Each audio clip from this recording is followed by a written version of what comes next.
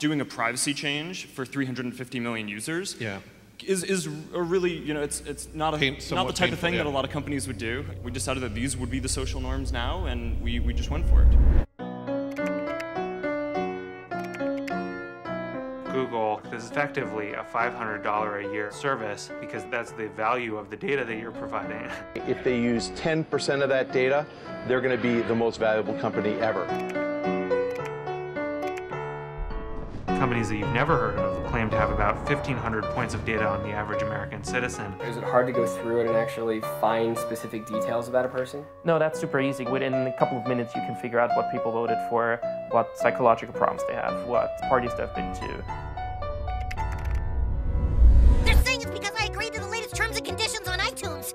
No one has read the terms and conditions. No one in the world. To the extent there have been contract decisions, they've held that these terms and conditions are valid. And what if your phone came with these long terms and conditions said, well, if you use the phone, the government can wiretap you? That would be insane. But that's the kind of world we're living in. Anything that's been digitized is not private. And that is terrifying. For the government to get information from a Google or a Facebook is a lot easier than the government doing it itself and putting a wiretap on our phones. You have to put these powers into somebody's hands. Like social networks in recent times. If you have something that you don't want anyone to know, maybe you shouldn't be doing it in the first place. That's always what scared me, was if there's some sort of automated system that just red flags you based on the search term.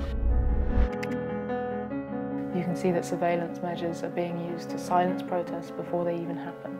Boom, NYPD SWAT, their bulletproof vests on, their guns drawn. I was like, are you being serious? Are you actually holding me because of a tweet? So we were locked away in Lewisham Police Station for 25 hours. All these powerful institutions, they're not subject to the same invasions of privacy as the rest of us are. So far, the population seems fine with it. If they weren't, they know who to call.